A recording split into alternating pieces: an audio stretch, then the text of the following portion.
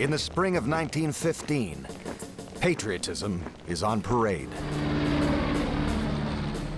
And the University of Toronto is at war. The campus will soon be a training center for the British Royal Flying Corps. There's a rifle range in the unfinished Hart House Theater. As a grim reminder of what lies ahead, Lieutenant Lauren Harris paints the walls to resemble a shell-torn Belgian village. 20-year-old Conn Smythe doesn't mind the sound of gunfire. Short and scrappy, he's never been one to back away from a fight. As captain of the university hockey team, Smythe has just won the Ontario Junior Championship in front of 4,500 fans. Now, he's spoiling for action. We'd been talking about it for weeks. The following Monday, 9 of us from the hockey team went down to join up 2 artillery outfits that were recruiting. By the end of the day, I was Gunner C. Smythe, 25th Battery, Canadian Field Artillery.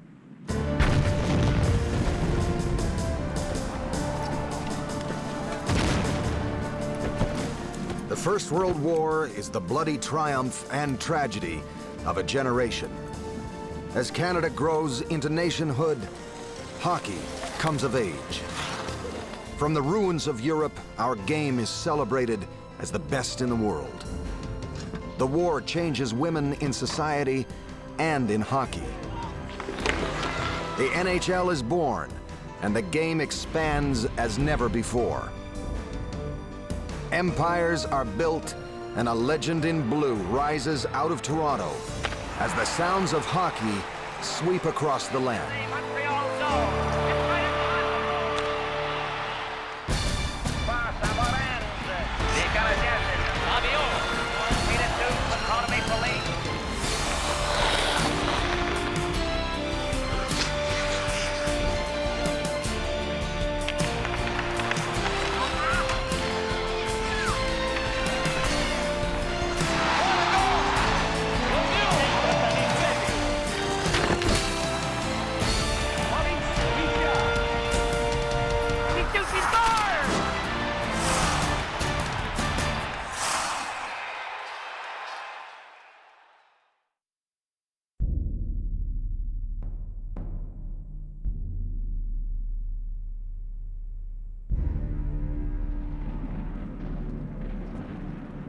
As the doomed youth of a generation march in the mud of Flanders, the national passion is eclipsed by a sense of national duty. Canada needs soldiers. Recruiter and hockey veteran Captain James Sutherland urges hockey players to swap their team colors for khaki. With every man doing his bit, Canada will raise an army of brain and brawn from our hockey enthusiasts, the likes of which the world has never seen. The bell has rung. Let every man play the greatest game of his life. There wasn't a sense of how horrible this war would be. It was an adventure. It was a great adventure. It was you and your chums side by side fighting against an enemy. I mean, bigger and better than any sports match could be. How could you resist it? In Stratford, Ontario, 16-year-old Howie Morenz is instantly hooked. And when he disappears, his family assumes, as always, he's off to play hockey. His sister Gertrude remembers the day he didn't come home. Mother became alarmed and started a search for him. All the neighbors helped us comb Stratford thoroughly, and Mother became frantic. Howie had slipped out of Stratford, lied about his age, and enlisted with the Governor General's Horse Guards. His mother storms the recruiting office, waving Howie's birth certificate, and his military career is over. Mrs. Morenz had hoped Howie might stay in school or learn a trade. But fate has a different destiny for the kid the hockey world would one day know as the Stratford Streak. Back in Toronto, Lieutenant Constantine Smythe fits perfectly into the Army. He thrives in a world where orders are given and decisions taken. Somebody asked me once whether soldiers talked much about fear of being wounded or killed. I never heard that during World War I. It was always the fear that we wouldn't get there. Smythe joins an artillery battalion, nicknamed the Sportsman's Battery because it has 10 of the best hockey players in Ontario. A few days before they ship out, Smythe arranges a game against the Toronto Argos in the old Mutual Arena. As coach, he places a $3,000 bet and makes a rousing speech to his players. I stood up in front of the team and told them every nickel this hockey team had in the world was riding on this game. Motivated, if not inspired, the Sportsman's Battery wins the game and the bet and boards the troop ship $7,000 richer. Smythe keeps a share of the winnings to buy a lavish dinner for the battery every Christmas until the end of the war. As the fighting drags on, every year there are more empty chairs at the Christmas table.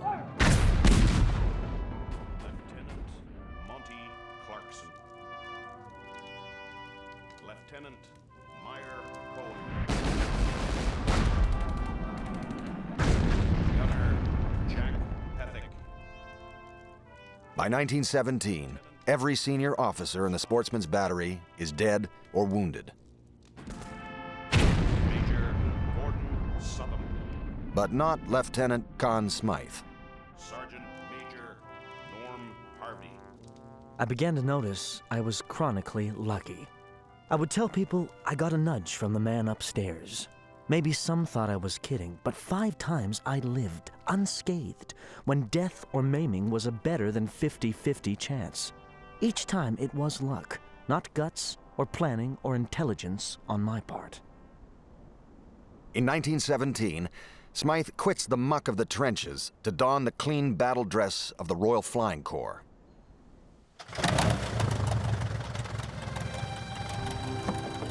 He earns his wings and goes back to war as an aerial artillery spotter.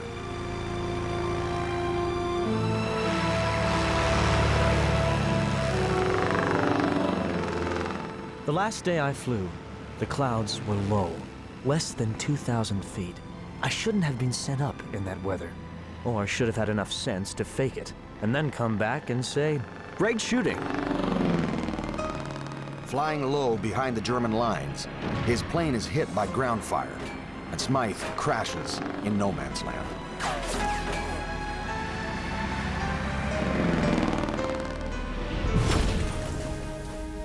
He's listed as missing in action.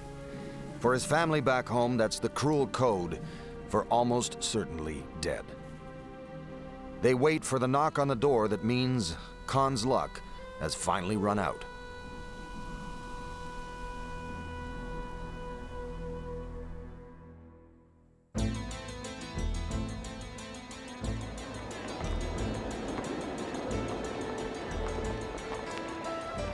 In 1915, women are not even recognized as persons under Canadian law.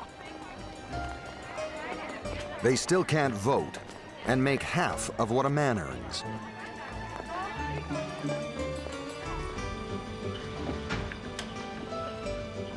But the necessities of war have pulled women into the workforce as never before. Across the country, women are taking over the jobs left vacant by men.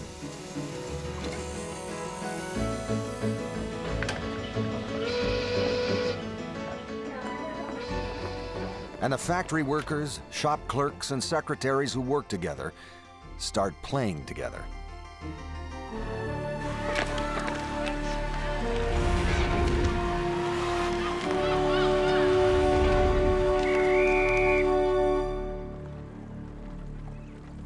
With so many hockey players and their fans on the battlefields of France, the arenas are struggling.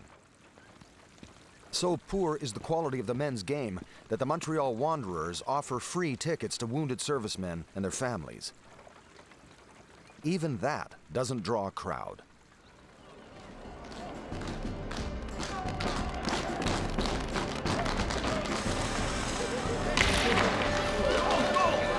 But women's hockey finds an audience hungry for their game.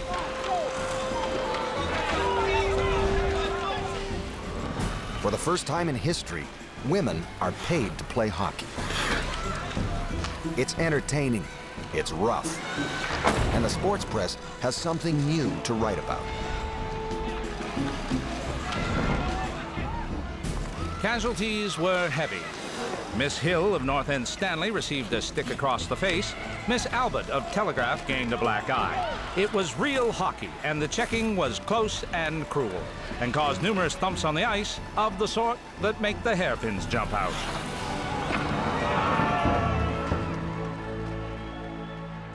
All of a sudden, the women's game gets serious attention.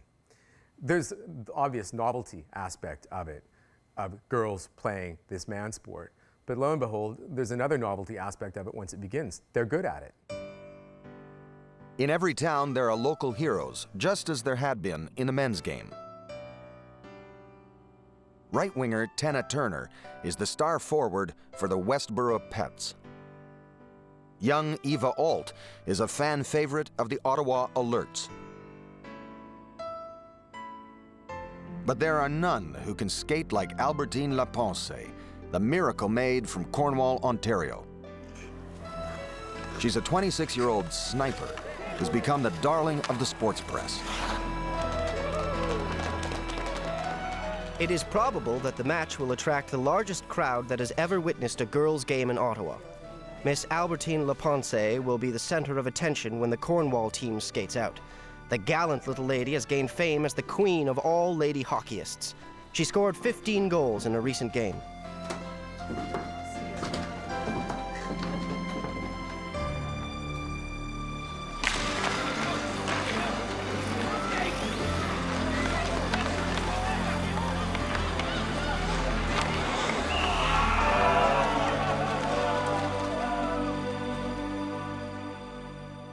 Cornwall's main competition is the Westerns of Montreal, and their coach, Len Porteous, is desperate to find a player that can beat Albertine.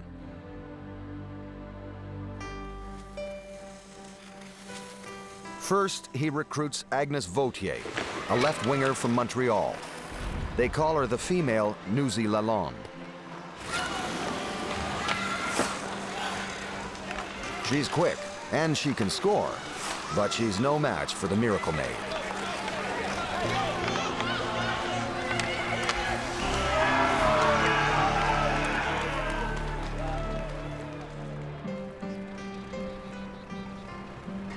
Coach Porteous spends days on the road, scouting every small rink in the Quebec countryside.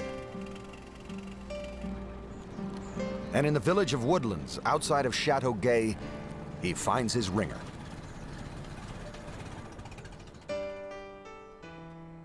He discovered a young girl by the name of Eda Lalonde, who is a hockey prodigy. Only 17 years old, this girl marveled all those who saw her play. And each one proclaimed her Lapense's rival.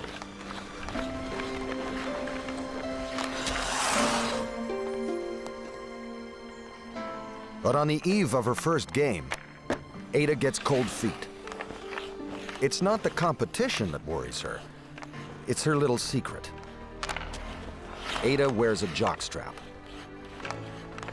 Ada Lalonde of Woodlands confessed to the manager of the Westerns that he was simply a boy disguised as a girl because he wanted to play against Miss Lapense. The young boy, dressed in bloomers and a jersey top, definitely looked like a girl and even fooled Len Porteous during the first practice. And so if you're a young boy who's got hockey talent and you can't play in any decent league or you're not old enough to go to war, then why not dress as a woman and try your hand at it until they find you out? At least you'll get paid for your efforts. Women's hockey is so popular, promoters put up money to stage a series of exhibition games in the United States.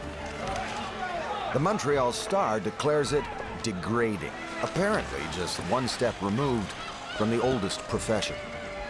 Young ladies going on these sorts of trips put themselves in competition with professional actresses, burlesque performers, and vaudeville, and are expected to be treated as such.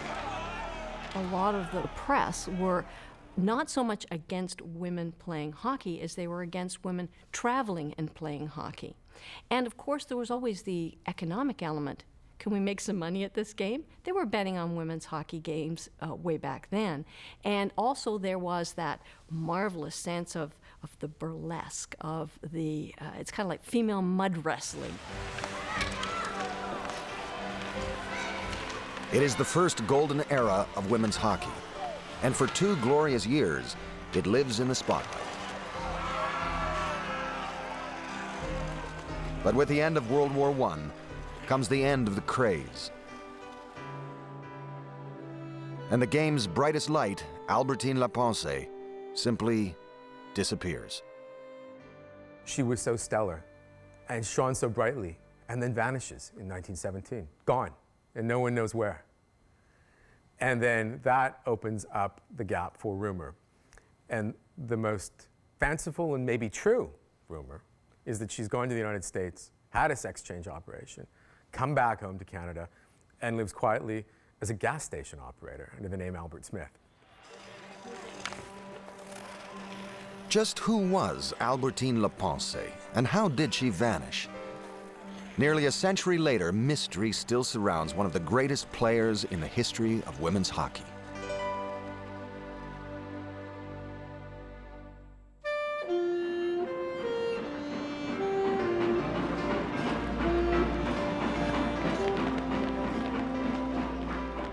In 1919, Canadian soldiers are coming back from the war, coming back to a changed country.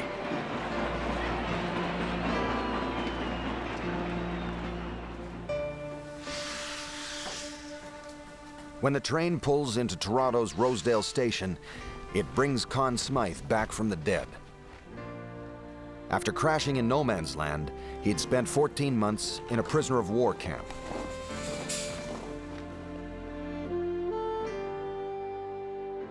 "4 years of my life were gone that I would never get back. I was 24 and hadn't done a thing yet, but I was going to make up for it. Of that, I was damn sure."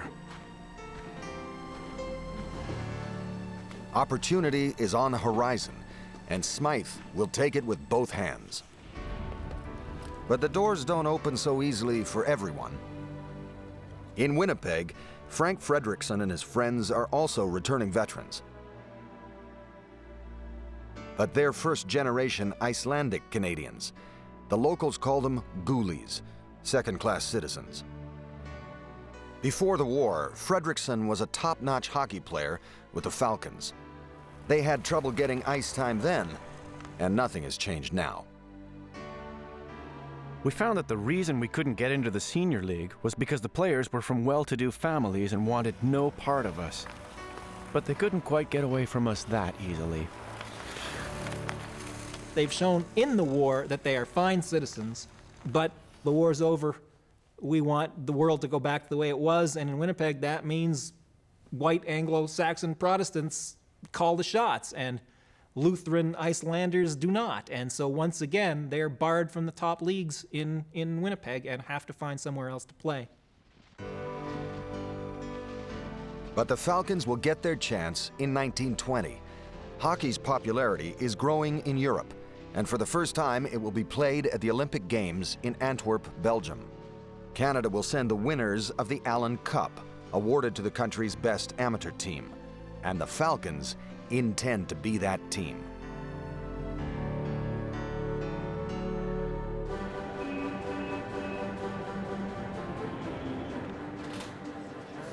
More than 8,000 fans line up to see them play the University of Toronto in the Cup final.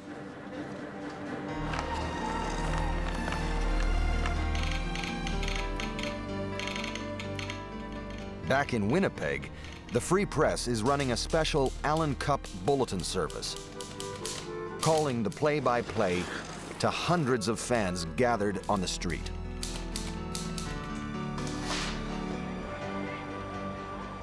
The Icelanders displayed more class than has been seen on the Toronto arena this year. The performance of the Westerns was a revelation to the Eastern Bugs, and their wonderful speed and puck carrying had the immense crowd gasping with amazement. The Falcons win 3-2, and suddenly, they're heroes. No more will they hear that unholy name, Ghoulies. It will be Hello Canada and Bonjour Canadiens. The team is fully able to represent the athletic manhood of the Great Dominion. With a set of new clothes, the Falcons catch the first boat to Europe.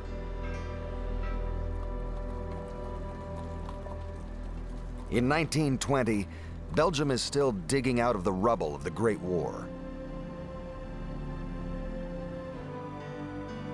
But in the city of Antwerp, the ice rink is still standing, and the Palais de Glace is like nothing the Canadian boys had ever seen before.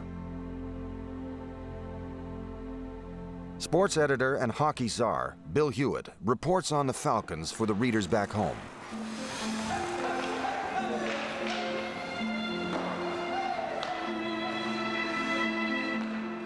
Chairs and tables remained on elevations on the other side, and spectators dined and drank as they watched the various nations play hockey.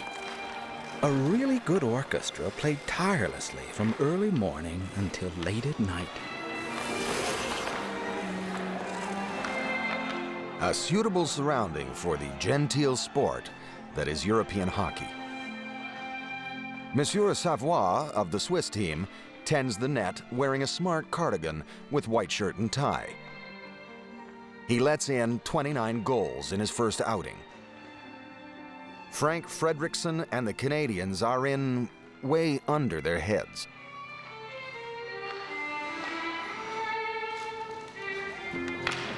All through the tournament, we tried to limit ourselves to 14 or 15 goals a game against the European teams.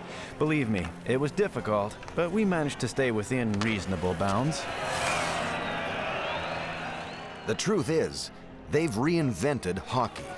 The game the Canadians play is faster and more skillful, rougher too. For the Europeans, it's like a game they once knew, but now it's running on high octane.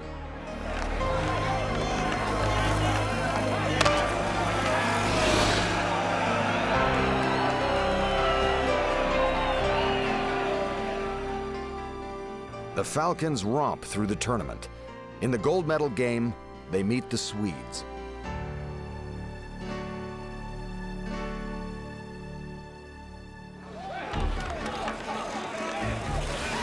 They were without a doubt the best of the European teams. Very friendly fellows, and we liked them a lot.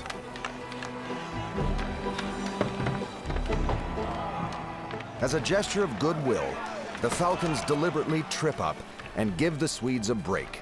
They let them score a single goal. I guess it's safe to confess that we gave it to them. The Swedes went wild. They were yelling and cheering, shaking hands with themselves, shaking hands with us. It was great. But that was all the Swedes would get. The Falcons win the game 12-1. The team that couldn't find a game at home wins the first Olympic gold medal ever awarded for hockey. Defenseman Alan Woodman writes home. Dear Mother, since you last heard from me, I have become one of the world's champion hockey players, and His Royal Nibs, Prince Albert, is going to give me a gold medal and a signed diploma confirming my ability as a hockey player. You see, Mother, I really am coming along very nicely in this old world. In addition to just selling the image of Canada as a hockey nation, they literally sold the game of hockey as a Canadian idea, that the legacy of the Falcons isn't so much that they won the first gold medal, but that they were great Canadian ambassadors of hockey in Europe. Back home, they're celebrated like conquering heroes. The Winnipeg Falcons had played the game on a world stage and confirmed Canada as the first nation of hockey.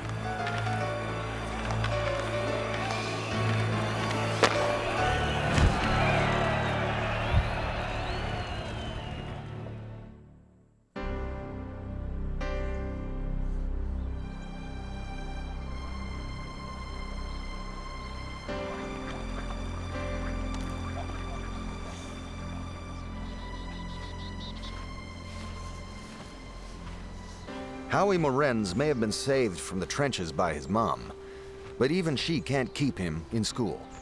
At 17, Howie quits to go work in the Stratford railway yards.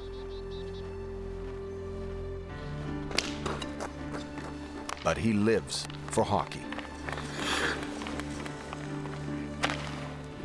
He's the star in Stratford, sometimes playing on 3 different teams. And when he's caught sleeping at work, no one seems to mind, because Howie Morenz is the Stratford Streak.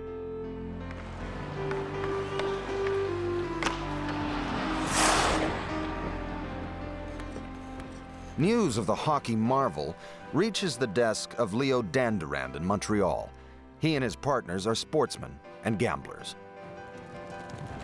They own racetracks and bookie joints, and they've just bought the Montreal Canadiens for $11,000. When Dandurand signs Howie Morenz to a contract in 1923, he thinks he's just made the deal of his life. But a month later, he gets a surprise in the mail. Dear Sir, owing to several reasons, I find it impossible to leave Stratford. I'm sorry if I've caused you expense and inconvenience, and trust you will accept a returned contract in a sportsmanlike way. Yours truly, Howard Morenz. Dandurand confronts his young protege at a face-to-face meeting in Montreal. Alone and far from home, the small-town kid breaks down. I'm too light, and the league is too tough. I don't believe I'm good enough to make a place on your team, and you will be everlastingly sorry you forced me into pro hockey. You'll have to take the responsibility of depriving me from my livelihood and my amateur standing. My whole life will be ruined. Dandurand sends Howie home with a piece of advice. Half encouragement, half threat. Remember, I am confident you will make good in the NHL, and I expect you to report to our training camp on the 15th of November.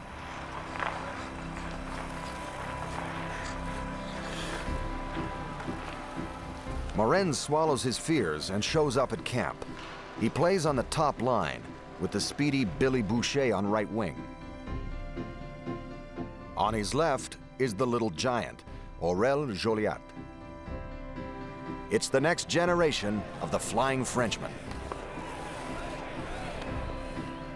Minding the net is the Iceman, the 6-foot Chicoutimi cucumber, Georges Vezina. After the first practice, Vezina tells Dandurand the kid's gonna be a star. Howie was a skater. He was the kind of guy who could go around defensemen, make them look like a pylon. He's in the tradition of Rocket Richard. He's in the tradition of Guy Lafleur, in the tradition of Yvan Cournoyer. And the true measure of it is that people who went to see hockey games, who'd never seen a hockey game before, the name they always remember coming out of the arena, having seen their first game, was Howie. He was the guy they always noticed. Dandurand now has a powerhouse team in a rinky-dink league. The NHL consists of just 4 shaky teams in Ottawa, Toronto, Hamilton, and Montreal. To survive, it must look south of the border.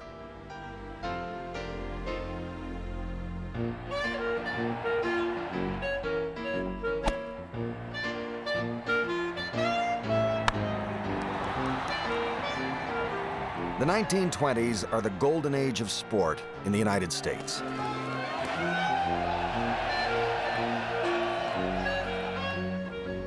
Huge new arenas are rising in Boston and New York. There are markets and millionaires to be exploited. And Leo Dandurand knows how to sell the game. He and the NHL need a buyer, and they target Tex Rickard. Rickard is Jack Dempsey's manager, the man who made the first $1 million gate and the driving force behind the new Madison Square Garden in New York. When Tex Rickard comes up to Montreal for an evening of drinks and a little Canadian-style hockey, it's Leo Dandurand's Flying Frenchman he's here to see. The Forum is packed for the Canadiens' game.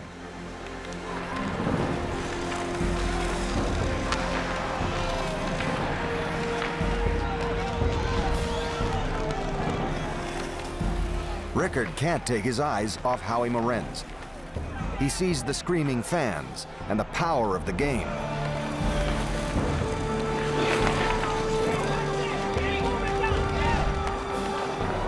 And he's sold. Rickard promises to put ice in Madison Square Garden on the condition that Howie Morenz and the Flying Frenchman are there for the opener.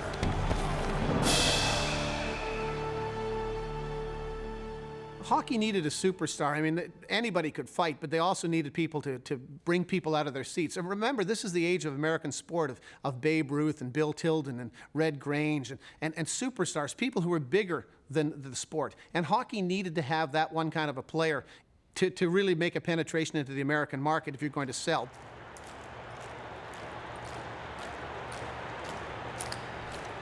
December 15th, 1925. Opening night in Madison Square Garden. There's a fresh sheet of ice and a new team, the New York Americans, waiting for the Canadians.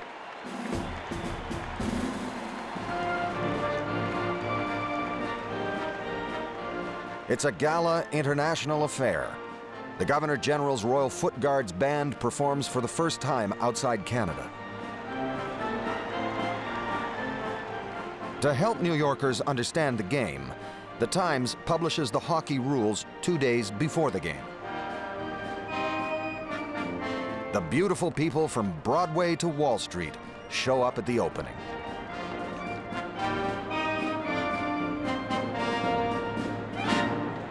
There was a buzz from one end of Manhattan, indeed through all the boroughs. This was going to be the most exciting thing that had ever hit New York. There was going to be speed. There was going to be violence. I remember the great story about him always parking a couple of ambulances in front of Madison Square Garden before the game. Sort of there's going to be bloodshed here. Tex Rickard understood how to put something on Broadway and how to play it up big. As the teams line up on the ice, WJY Radio begins its hockey broadcast. This is Major J. Andrew White speaking to you from the beautiful new Madison Square Garden. It's going to be a magnificent... The New York Americans are a sea of color, covered in red stripes and white stars. Canadians left winger Aurel Joliat is charmed. What a surprise to see the Americans in those uniforms. They looked like they'd come right out of a circus. We didn't know whether to play hockey against them or ask them to dance. It was New York not only against Canada, it was New York against those marvelous Flying Frenchmen who themselves brought this aura of exotic to New York.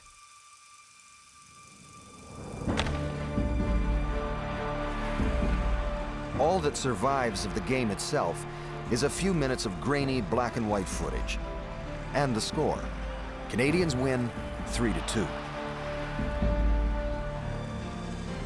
But the spectacle leaves a lasting legacy. Hockey is a hit, and Howie Morenz shows New York the poetry of the game.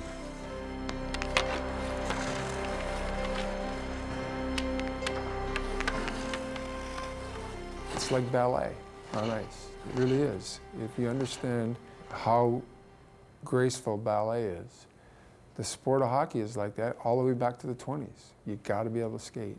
And so we combine that with a competitive side, and we combine it with a physical aspect, but it's ballet on ice. It's something special. By the end of the 20s, the NHL has grabbed a toehold in the richest market in the world. There are hockey teams in Boston, Chicago, New York, and Pittsburgh. And as the game grows in the United States, a legend in blue is rising in Toronto.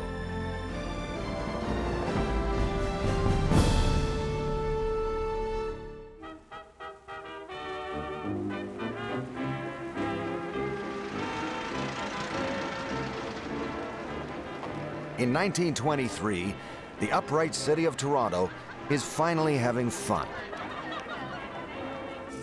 Over at Shea's Theatre, people line up for the latest from Charlie Chaplin and Harold Lloyd. You could dance the night away with Luigi Romanelli and the King Edward Hotel Radio Syncopators. Over at the CNE, you can go for a ride on the Midway, or gawk at the human oddities of Johnny J. Jones. The 1920s sees Toronto construct the tallest building in the British Empire, open the largest hotel, and unveil a grand train station. It's a building boom, and Conn Smythe is in the thick of it. The man who believes in luck also believes there's no substitute for hard work. By 1925, Smythe has a successful sand and gravel business supplying building sites all over the city.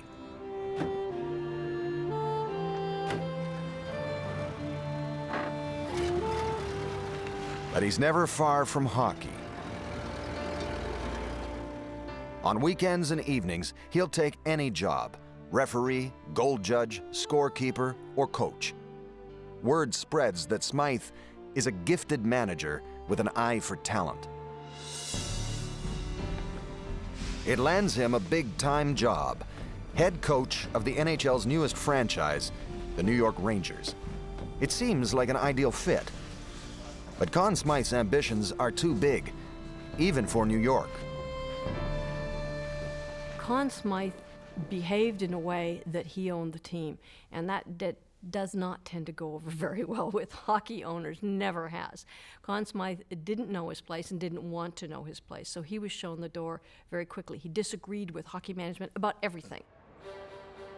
The Rangers give him $2,500 to get out of town. That afternoon, he bets the lot on a football game in Montreal and doubles his money. That night, he doubles it again on a hockey game in Toronto. Just like that, he's up $10,000. And now that he's got the cash, he's looking for revenge. 3 months later, he gets his chance when he's asked to coach the worst team in the NHL, the Toronto St. Pats. I said I'd only run the team if I could buy it, or part of it. I was only 32, but thinking small was never one of my failings. Smythe puts down his winnings, rounds up some investors, but still comes up short. He goes to the sellers and he says, look, this is all we've got. And they basically tell him to take a hike. And Conn, not for the last time in pro sports, goes and says, you gentlemen live here in Toronto, don't you? How would you like being the people who walk down the street and people point at you and say, you're the ones who sent our hockey team to Philadelphia or Pittsburgh? And that shuts them up. They take the lesser money. Not for the last time in hockey did they play the civic card and get away with it. The instant the ownership papers are signed, Smythe starts the makeover. He finds the St. Pat's name too Catholic and their green and white colors too Irish. By the start of the 1928 season, the team has a new name and a new look.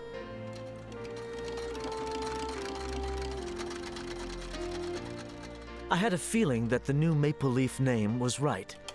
Our Olympic team in 1924 had worn maple leaf crests on their chests. I had worn it on insignias and badges during the war. I thought it meant something across Canada.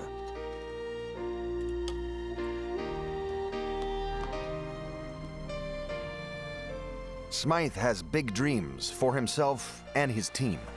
He wants to be rich, and he wants the Stanley Cup. Conn Smythe is a tough, determined guy. He sets up the New York Rangers for Tex Rickard, buys all the players, and then on the eve of the season is fired. I mean, this is a guy who has the alpha personality and the chip on his shoulder the size of PEI. And when those two things come together, the Maple Leafs had to be a success.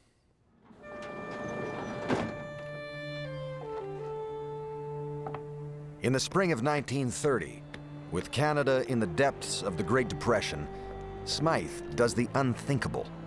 At a time when building even a hot dog stand seems foolish, Smythe sets out to build the Maple Leaf Gardens. But he's a man who knows how to sell a dream.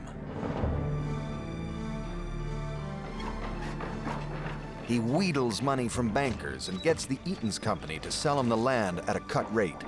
The architects work on margin, contractors take partial payment, and many workmen get their wages in Maple Leaf Gardens stock.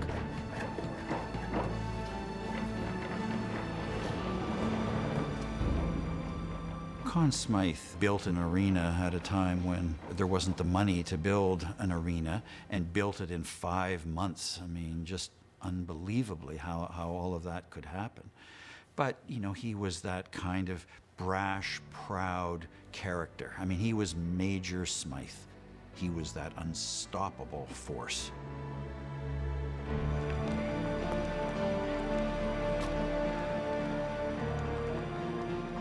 In November 1931, the finest indoor arena on the continent opens to a sellout crowd.